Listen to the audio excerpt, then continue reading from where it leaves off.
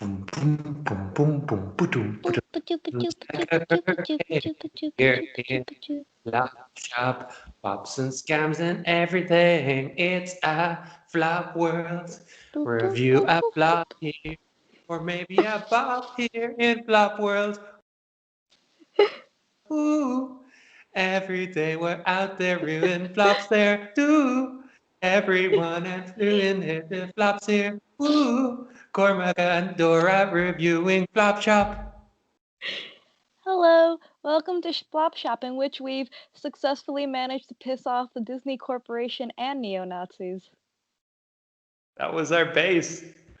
It was a Oh, very big Venn diagram. It was just two circles that don't connect at all. A bit like the ears in the Disney logo. yeah. I mean, let's be realistic. We have entirely one fan, my dear dedicated mother. But just for Yeah. goodness sake, we'd like to announce that this is a neo-Nazi free zone. It's become a thing Mm. now. Now we just hate on Nazis on this show. It's half movie reviews, half hey, don't Nazis suck. Very Yeah, relevant. we're a little bit like Disney Plus. We're probably never going to review Song of the South or feature it at all. We're just going to pretend it never happened. Jesus, Disney, and it's like we are really pissing off Disney. Like we're gonna get this podcast like we're gonna get sued, but like I don't even think that we're important enough to ever get sued by Disney. But if they ever decide that they're gonna be real petty, Cormac, we're on the extreme bottom of their list, but they'll get there eventually. They have enough money to do it. Exactly. They've got enough money and enough lawyers. They're like, who are we going to sue this week? How about one medical student and an Irish doctor? They're definitely what we should be targeting. Hmm? But I mean, it's okay. It's become a thing. We now review movies and dislike neo-Nazis and hate on Disney all in one go. It's a good mix. You come here for like a good Exactly. eclectic mix of culture. We're to pile on to the controversy of things that apparently this podcast likes to address. Um, because it's cool. I'm already like a hippie liberal from Berkeley. Like, what else controversy can we really do? We're talking about Lolita, Yeah. the So 1980s I can Lolita. 1990s. It's 19. I was almost there, and I got the movie name right. You got the movie name right. I'm very impressed. I I think your know. mom is going to be very happy. Daddy, and if One you're out of listening, three. she'd One be out like, of oh, three, yo. my daddy could remember movie names. She is a genius. My mom really likes your Isadora voice, and I feel personally attacked by it. You feel personally attacked by my Isadora voice. It is completely inaccurate and not how I sound. It's My like you voice think. does not It's like raise you me, and literally that's think. what I get annoyed. It's like you literally think you're dating a Latina Miss Piggy. I don't get it. I feel like that's what you imagine me as. I'm like a 1 foot tall, cutesy pig who likes to dress up in pink floofy dresses, but has a Latina accent.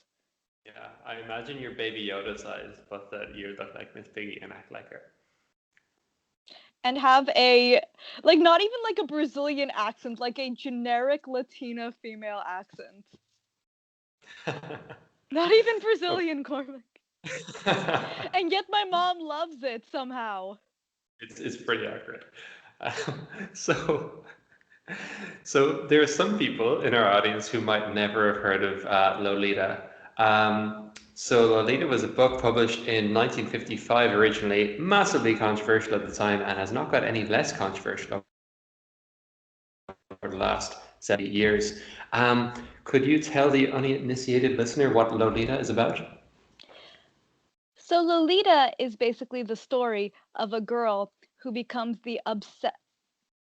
Basically, there is this pedophile, Humbert. Humbert. It's not his real name. He's writing like memoirs from prison, Yes. and it's his kind of pseudonym that he's using. So Humbert marries this woman because he's become enamored by her underage daughter, who he refers to as a nymphette. And throughout the entirety Hmm. of the book slash movie, he tries to find ways to become nearer her, to control her. Like at one point, the mother dies, and he just continues trying to control her. And eventually, at the very end, he like meets Lolita, and she's like no longer underage. She's like a proper adult who's like married and has a child. And like he's still into it, but he's distinctly less into it than before, you Yeah, and know? at this stage, she's like 17, and he's like, she's like completely gone now. Her beauty is faded. It's like, dude, she's And 17, and you were into her, and she was like 12. it's This is ridiculous. weird. And like to be fair, okay, I think a lot of people look at the book Lolita and they go, "Oh, this is like a horrific thing. Like why would we be teaching children this?" But I think what people fail to recognize is that like throughout the book, we purposely dislike Humbert Humbert. Like he is a bad guy. At no point is there a we defend Humbert squad. Okay, we can all mutually agree that he sucks and he is a Yeah, problematic pedophile. I really yeah. feel bad for Lolita though. Like I He, he, genuinely he feel horrible for her. he does worse things in the book than he does in the movies. Like, in the book, he plots to kill Lolita's mother. He plans to like drug Lolita to make her fall asleep and then abuse her while she's asleep. And he plans to impregnate Lolita, and then when Lolita's baby is Lolita aged, to abuse her as well. Like he is completely messed up in the book. They have to water down a lot of what was in the book to make Yeah, a film, even in the okay, 90s. so to discuss the film, I actually did some vague research, Cormac. I can't remember What? any of the numbers. I can't. What? Well, I mean, 1 minute before we were What? filming this, I googled What? something. Oh, Highly. Ugh, this is Roger Ebert here at the finest. ugh. I know. I'm so successful. All them medical school knowledge being used appropriately here. I cannot remember how much the movie cost. I know It it was cost $60, which okay. even in It 90s money, made this cost more than Jurassic Park. okay. So I know that it made 1.1 million in profit. No, it didn't make 1.1 million profit. It made 1.1 million period in box office receipts. It made 1.1 million off a 60 million budget. So percentage-wise, this movie made back less than 2% of its budget. So this is statistically our floppiest flop ever that we have reviewed. So I would like to say, okay, can I be honest? Yeah. I feel like I went through like this really edgy movie phase when I was like 15. Mm-hmm. Like 15-year-old Isadora was really my peak, and I just not never got any better. If anything, I just got exponentially lamer as the years went on.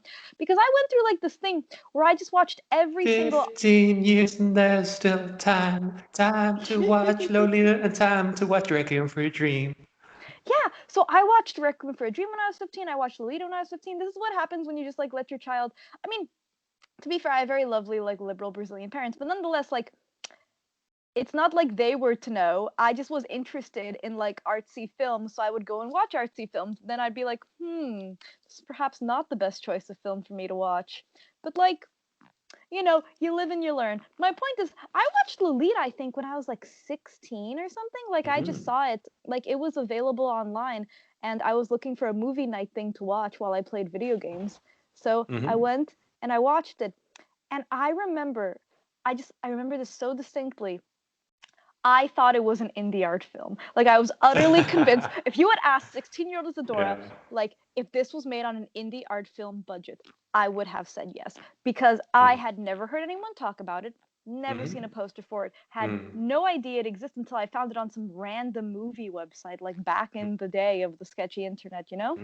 Yeah, like I haven't met anyone else bar one guy I know who's a massive film fan. Shout out to Tom Lennon, um, who's even heard of this film. Like the book came out in 1955, and Stanley Kubrick did a version of it in 1962. But to get it past the Hays Code, which was kind of a film censorship at the time, they had to water down the content of the book a lot, and they made Lolita older. I think they cast a 17-year-old actress in it, and um, To be fair, they, obviously didn't show anything on screen because it was the 60s. Kubrick is problematic. I do like his art, but he's an exceptionally problematic person. But even I am surprised that he touched Lolita. Like even I am surprised that he touched that work. You know Yeah. what I mean? This was his follow-up to Spartacus. So he's like, I've already made a gay romance. Now I just have to make like a pedophilia romance, and my entire life's work will be done. I could die now and die a happy man. I know. It's just like I was genuinely like in no way to like equate those two or anything, but I'm just genuinely, do you know what I mean? Like this could have gone so badly for his entire career. Like to be fair, I think that nowadays like most people consider like the 1962 Lolita to be like a work of art, but I just wouldn't imagine like a director, even one as controversial as him, like touching that with a 10-foot pole. I feel like you could do that more back then. I think there's been more of a, like a moral panic over the last few decades. Like for example, this film came out in the 1990s. The reason it got made is that the director had made these kind of like serious adult films that were about sex and about relationships, really pushing boundaries. Director Adrian Lyne. So he made Flashdance, but he also went on to make films like 9.5 Weeks and Indecent Proposal and Fatal Attraction. Things that deal with like borderline personality disorder and like, morally gray sexual relationships. So on paper, I could totally imagine him pitching this film and he was successful financially and the studio greenlighting it. But the problem was, even though it got a very good critical reception and was a very good film, no distributor wanted to touch it. Like this film, sat on a vault for at least a year before it got an American release. And even then, it was an incredibly limited American release. So, like this film should have been, it should have been nominated for Oscars. It should have got like a big rollout, but no one wanted to touch it because it was in the 90s. It was somehow more controversial than it was in the 50s and 60s, and I'd say that was because of the kind of conservative right in America at the time, who were like at the time the moral gatekeepers of media. So I will say, like, I have read the book Lolita, and I do think that like we can, you know what I mean? Like it is a masterpiece. It is like a work. And I do fundamentally feel that like works of art do have like a right to be translated into cinema, you know what I mean? But I can completely understand why it would have been a controversial thing, because I think that like not that an underage relationship would have been acceptable in 1962, but it would have been completely acceptable for an older man to marry an 18-year-old girl, for example, in 1962. Yeah, see, Humbert makes the point in this book. He's like, why is it that in this society, 1950s, like, why is it fine that I could marry like 16-year-old girl, being a man in my late 30s, early 40s? Like, that's completely fine. But I got married 12-year-old, which is obviously absurd, but it's true. Like, you'll see films like, what's one um, with Carrie Mulligan. She's like 16-year-old going out with a 13-year-old, but that was normal back in the 60s. Like different time periods have different. Is it in Education? In Education, that's the one. Oh, you did remember the name of the film. Very impressed. That's because I happen to like that one film quite a lot. It's different time periods with different morals, and like morals change a lot over the years. But this is like still a boundary that's never been crossed. Our attitudes towards like gay people have changed massively over the last 70 years. Or even like with Game of Thrones, somehow incest has been normalized over the last decade.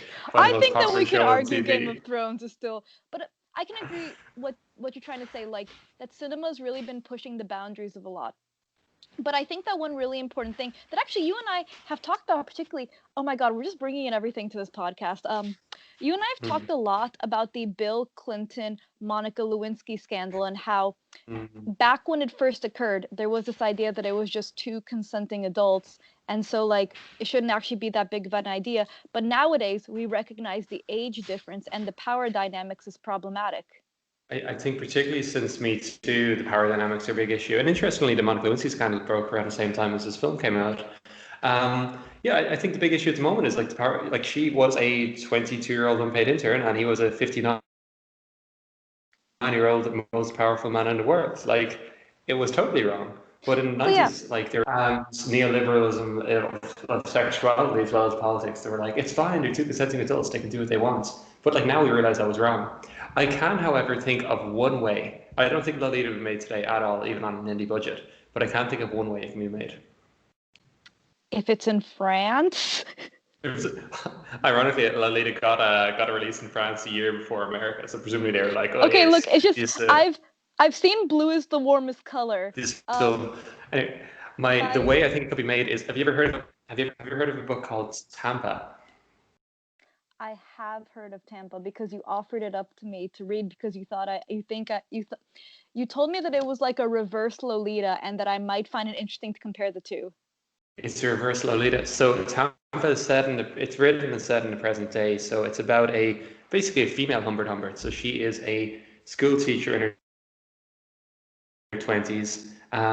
Like Humbert, the reason he's into like, kind of 12-year-old girls is that when he was like 14, he had a romance, the girl died, and he's always kind of pining after this girl. So it's kind of the same in this. Like she lost her virginity at 14, and she's always trying to kind of reclaim that joy and that happiness. So she's into 14-year-old boys, she becomes a school teacher, starts preying on them. And like the book got a really good critical reception, and I could totally imagine it being made into a film or a Netflix series because there's like somehow this double standard that it's like, not that it's okay, but it's less wrong for women to do Wait, it than for men to do it. Like I there's an know. entire South Park episode about it where it's like, oh, I know a child is getting abused by a teacher, and they're like, oh my God, what's this girl's name? And they're like, no, it's my brother. It's like, well, then why don't we give him a high five for being the luckiest guy in the world? Wait, so this was actually a thing because I remember there were a lot of news articles. Because at one point, I think a couple years ago, there was a case where there was a female school teacher that had like sexually preyed on like a one of her male students, and a lot of news articles at the time were saying like, oh yeah, young male student has sex with school teacher, but in reality, like, then a lot of news media afterwards started going like, actually, why are we phrasing this like this? It's like, adult preys on underage child is actually we should be considering. But yeah, like I do think that the expectations of sexualization for men and women are very different. I think Tampa and Lolita like do explore the differences in how we like view sexuality between the two genders, you know? Mm, that's it. And like we sexualize girls at a far younger age. Like when Daniel Radcliffe was in the play Equinox, he was about 15 or 16 at the time, maybe a little bit older, and he had maybe he was like 17 at this stage. He was in the nude for it, and like the film has like all this violence, like blinding of horses. And he was asked by the media, it's like, oh, isn't it kind of weird that we're looking at Harry Potter up on stage, and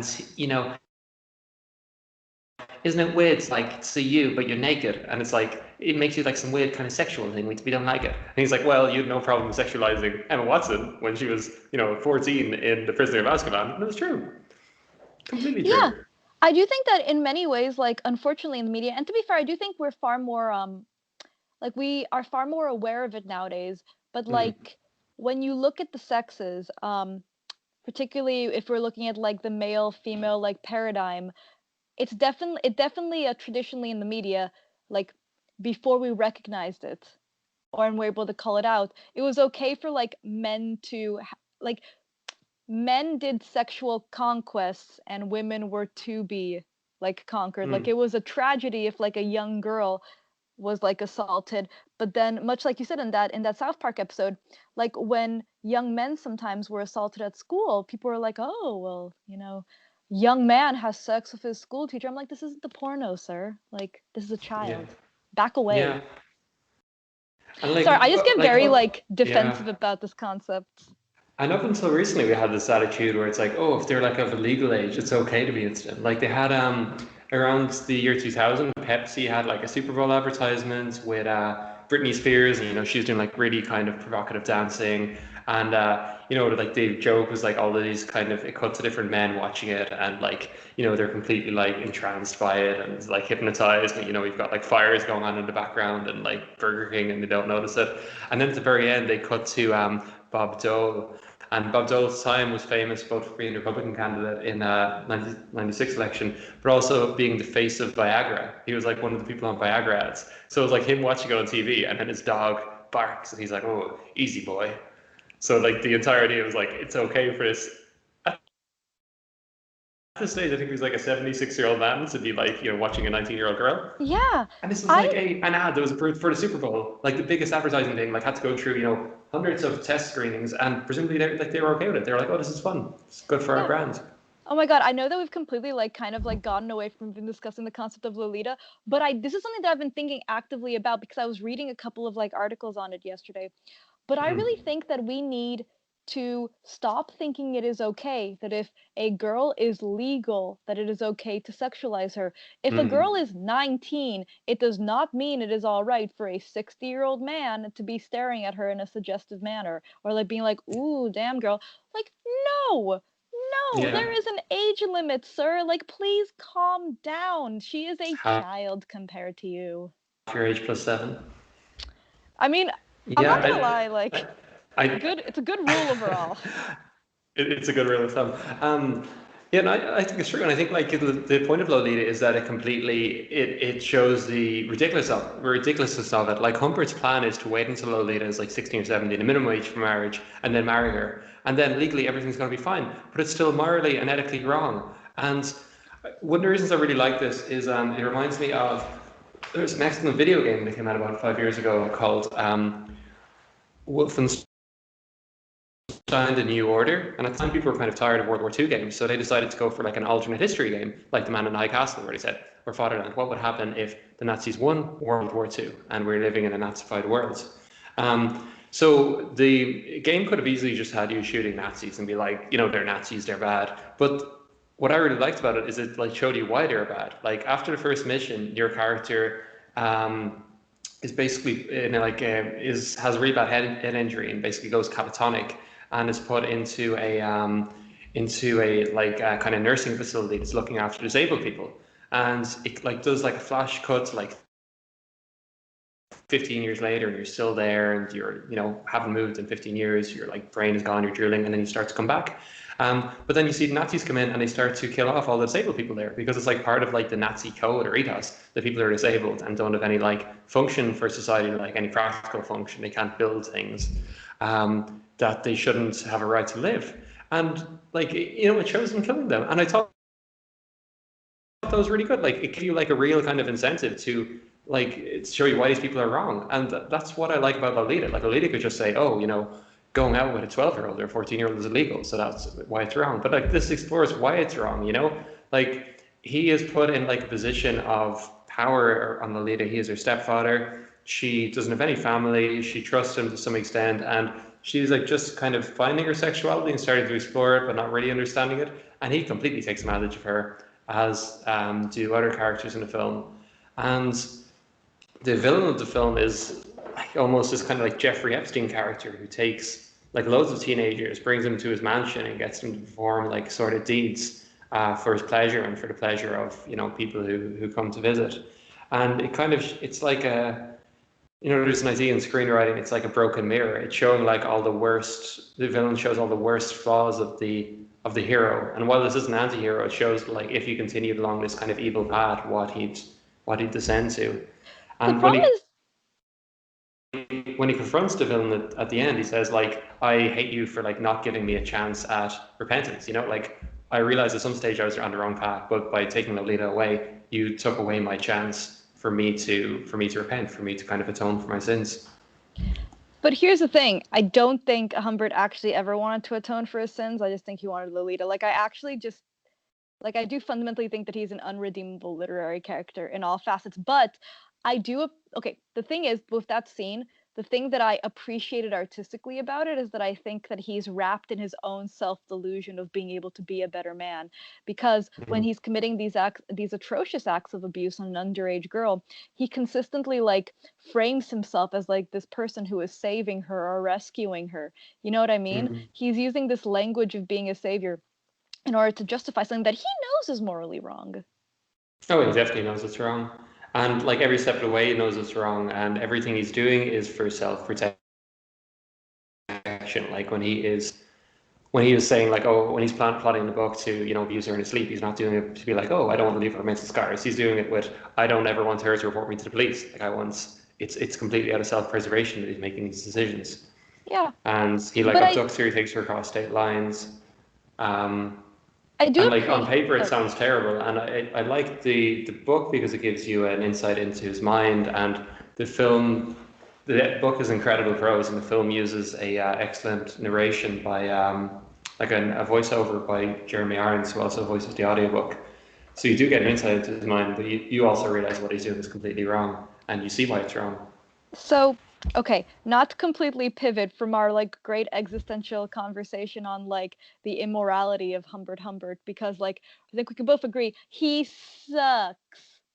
But here's the thing, you were saying that the movie like was Oscar worthy. I think this is where you and I disagree, because as I've said previously, I do not know how they spent 60 whatever amount of, I don't know. It looks like it cost $1 million. It looks like it cost less than $1 million. Like I actually don't know what they spent money on in this film. And I remember wondering that even as like a kid. Like that is why I thought it was an indie movie, because it did not look expensive.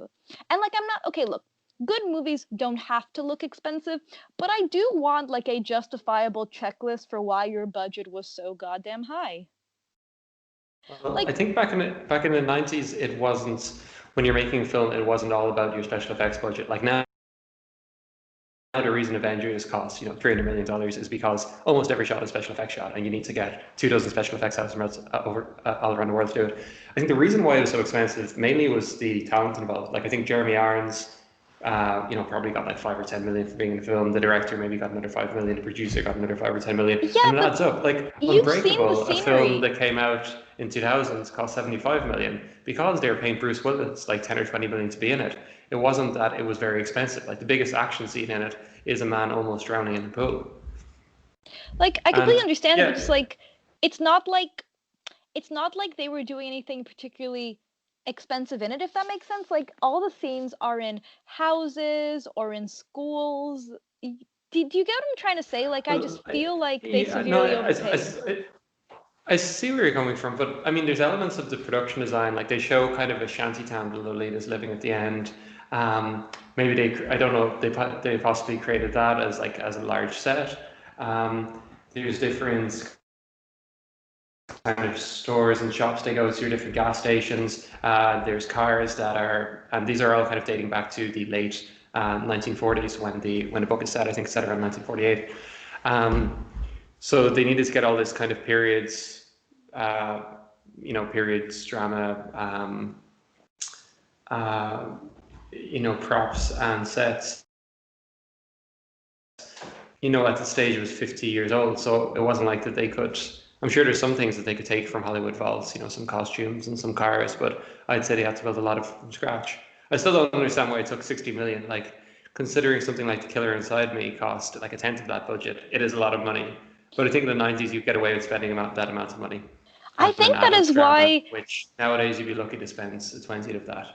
I think that that is part of the reason why okay, there are like a multitude of reasons I don't personally dislike this movie, particularly when compared to the 1962 Kubrick version. But one of the actual reasons is I see it and I just keep thinking about how much it cost and how much like it was not worth the amount that it cost. And there are many movies that I think are like exceptional and that didn't like make their money back, you know what I mean? Mm.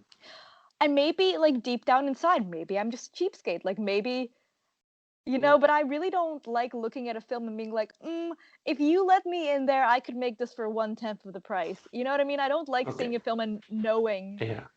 you But know? we're not the studio. We're not looking at it being like, how did you spend that much money? We're an audience is enjoying it, and I don't care if a film cost, you know, $10,000 like Paranormal Activity, or if it cost, $300 million like Avengers Endgame. I'm thinking like, does this film entertain me? Does it make me kind of think or reflect on life? And this film does. Like I was listening to the audiobook, I really enjoyed it so much that 2/3 of the way through the audiobook, I was like, I gotta watch the film. And the film has Jeremy Irons, and it's incredibly faithful to the book in ways that I haven't seen the Kubrick original, but I understand it wasn't. We should review the Kubrick original as a comparison to see how it compares. We should actually. Like it I is, haven't it is watched it a in years. it is a ballsy move to remake a Kubrick film. Like recently, Netflix remade Rebecca, and it got a terrible reception. And apparently, some studio wants to remake Back to the Future and cast Tom Holland as Marty McFly, and I was like, that is easily the worst That's the worst. idea Particularly I've because ever heard. I don't even know what happens in Back to the Future 2 and 3. Like, I actually just forget that they exist. But they're going to remake the first one, which presumably means he goes back to what, like the early 1990s? Like the early 1990s wasn't that much different unless you make jokes about cell phones and stuff. Like it wasn't. I know we're talking about like the difference between now and the 90s in this review, but I don't think it would be as good. It's not that culturally different. Oh, I completely agree. Um, but like, I don't know how to. Okay, and it might actually just be that I am fundamentally squicked out by the concept of seeing Lolita in film. Like, it might just be that I I think that I'm one of those people that I am much more comfortable reading about exceedingly problematic things in literature because I don't have like Mm-hmm. a visual. You know what I mean? I think that sometimes when I see it in film, it makes me not that the book didn't make me uncomfortable, but the visual like cues of the movie make me even more uncomfortable. You know what I mean? Yeah, I know what you mean. So I had the experience of reading A Clockwork Orange and then watching the film of A Clockwork Orange, and I had a dream that when I read A Clockwork Orange, I had a dream that I was Alex, like during his scenes where he like, performs vile acts on people. Whereas when I watched the film, I had a feeling that like Alex was external, that I was watching Alex, and that like he was hurting me. So I think when you read a book, you really relate to a character, even if you find them morally repugnant, like this character. But a film, you see them as something more external, and it's easier to judge them. Which is why I think even this film waters down the baser elements of Humbert Humbert. Yeah, I get what you mean because it's not like relate. It's more like you are put in the character's shoes, and so you have an Mm, understanding of their like mindset when they do things, like whether mm, justifiable or not. I had the same yeah. issue for Clockwork Orange. So the Clockwork Orange happens to be a book that I really like. However, one more poor choice of movie to watch when I was like 15, 16. Jesus, I had like the Yeah. 16-year I old me was just like, let's just pile on some trauma, Isadora. Like that sounds really yeah. attractive. I watched I like A Clockwork Orange when I was like 16, and I still like remember the visceral fear I felt watching mm, it. Like I have never like the scene that features like sexual assault, like I have never had a scene make in a movie like make me so scared. Like I mm. felt like I had to stop the movie. Like I felt such genuine fear. And It's really off-putting. I think it's really like the difference between like something visually and something is like a work of art. Like I've said, I have Mm, no, for example, like, and to be like more pop culture relevant, I happen to love all the Game of Thrones books, like A Song of Ice and Fire. Read all of them. But there are times where there are scenes in the actual Game of Thrones TV show where I have found it so violent that I had to like switch to the next scene, you know? But in the book, they had a scene that was 10 times more violent, and I was like, oh yeah, great. Like let's all yeah. good I, here. I think so. Like I really enjoyed the book. Sorry, The Handmaid's Tale. But I couldn't watch the film because I was like, when I'm reading the book, like there's scenes of ritualized rape happening, but I'm kind of like censoring it in my mind. Like I'm not imagining the most graphic details, the most horrible moments. But I'm like, I don't want to watch that in front of me on screen because then there's no getting away from it. Like there's no kind of pulling back. Film is Um, more confrontational. That's the problem yeah, sometimes. film is more, yeah. What I will say is I think this film, along with A Clockwork Orange, is a great example of a superb voiceover. Voiceovers have fallen out of fashion recently, but I really like how much of the prose they translated into voiceover. So I'll give two parts. So the opening words of the film and the closing words of the film, if that's all right. So the opening words of the film come from the opening lines of the book, and I think this is one of the best book openings ever. Um, so close your eyes and think of me in like a Jeremy Ironsy voice. But like real creepy. Yeah, like a Real creepy Jeremy creepy. Ironsy. For Creepy any people Jeremy who don't know Irons. Jeremy Irons are, he's Scar in The Lion King. Lolita, light of my life, fire of my loins, my sin, my soul, Lolita. The tip of the tongue taking a trip of 3 steps down the palate to tap a tree on the teat. Lolita. She was low, playing low in the morning, standing 4 feet in one sock. She was Lola in slacks. She was Dolly at school. She was Dolores on the dotted line, but in my arms she was always Lola. Jesus, I feel really creeped out.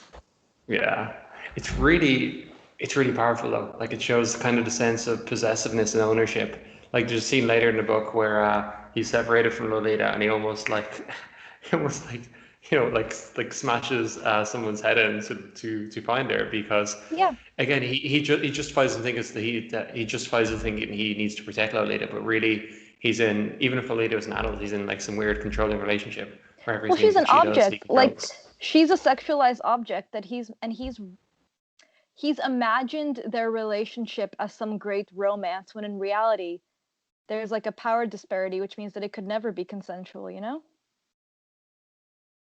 Yeah. Yeah, You want to exactly. read? You want to read me the tragic ending? I want to read the tragic ending. So this is at the end of the film. So he's finally facing up to his sins, and he looks over this valley, and he starts. You hear the sound of children playing, and he says, Oh "What I God. heard was the melody of children at play, nothing but that. And I knew that the hopelessly poignant thing was not Lolita's absence from my side, but the absence of her voice from that chorus." And I really like that quote because he's finally realizing at this stage that not only has he robbed Lolita of her normal life, of her innocence, but he's robbed her of her childhood. He's robbed her of her chance to be a normal child by taking Mhm. her on this weird, fetishized cross-country journey across America. And the entire time he's been trying to keep Lolita aside and trying to, push onto her. Um, and he's really warped her and damaged her. And it's the first time that he's realized that what he's done is wrong. And it doesn't justify his actions, but I think it is Lolita, as controversial as it is, I think is a moral story at heart. It is a character realizing that his actions were wrong and caused damage. And there's like a postscript that he died in prison. And you think that that is what he deserves. Like he deserved to die or else to go to prison for life, for which he did vote, for an act like this. I think I mean I also do think that like modern psychiatric like as someone who like wants to go into like psych I do also think that like in the modern day we really do view like people who engage in pedophilia or fantasize pedophilia like it is considered like a mental health condition, like it is a mental Mm, illness in many ways. And mm. so I do think it also is like I do think that the book does accurately demonstrate like a man who is basically like consumed by his mental illness and keeps trying to justify it and the way it impacts the people around him, you know? Grant, so in summary, is this movie a bop or is this movie a scam? Isadora? I think it's a flop. I think it's none of those things. I actually don't like this movie. I don't think it's a good movie, Cormac. I'm sorry. Like I know that you actually like thought that it had like great artistic value, but I did not enjoy it. Yeah, I do. You think it's a scam? Yeah, I think it's bad. Like I don't think it This is, did a this is the good first time that you've thought a movie was a scam I and don't I thought it was a I bop. think that Lolita is a I actually think the book Lolita is like a artistic masterpiece. Like it's Mm, like when I read it I remember like being so aghast but like thinking that the prose was so beautiful and that the construction was so like fantastic, you know? And I just this movie just like did not mm. equate to the experience of the book, you know? And to be fair, a lot of movies don't. But this one particularly failed in execution, I feel. Oh. I really like this film. I thought it was very faithful to the book, and I thought the two leads, Jeremy Irons and Dominic Swain, were had fantastic interplay. So I will give it a bop. Would you like to watch a Kubrick version at some stage, compare and contrast? Yeah, Okay. I do. Well, that's a wrap for tonight. Say bye bye to the audience. Bye, y'all.